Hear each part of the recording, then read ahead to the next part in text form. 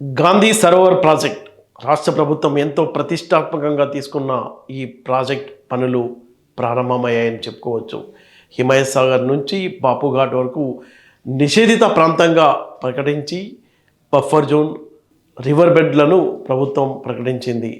ఏదైతే జలాశయం ఉందో 500 మీటర్ల దూరంలో ఉన్న ప్రాంతాల్ని, అలాగే మూసీకు ఆనుకునే రివర్ బెడ్కు 50 మీటర్ల ప్రాంతాన్ని ఖాళీ చేయాల్సిందిగా నోటిఫికేషన్ వేశారు. ఆ చుట్టుపక్కల ఉన్న 15 కాలనీలలో 1500 ఇళ్లకు నోటీసులు సర్వ్ అవుతున్నాయి. స్థానికంగా ఉన్న ప్రజలు భయపడిపోతున్నారు. ఆ నోటీసులు అందుకోవాల్సి వస్తుంది, తమ భూములు కోల్పోతాం, అక్కడున్న కట్టడాల్ని కూల్చేస్తారని. అయితే ఏవైతే ఆ హిమాయత్ సాగర్ జలాశయం తవ్వేటప్పుడు అక్కడ పనిచేసిన కార్మికులకు ప్రభుత్వం అప్పట్లో ఒక ఇళ్ళ నిర్మాణం చేసి ఇచ్చింది. అలాంటి వాళ్ళు అక్కడ నివాసం ఉంటున్నారు. అలాగే ఓఆర్ఆర్ ఔటర్ రింగ్ రోడ్లో భూములు కోల్పోయిన వారికి కూడా ప్రభుత్వం అప్పట్లో ఇక్కడ భూముల్ని కేటాయించింది. వాళ్ళంతా తమకు న్యాయం చేయాలని కోరుతున్నారు.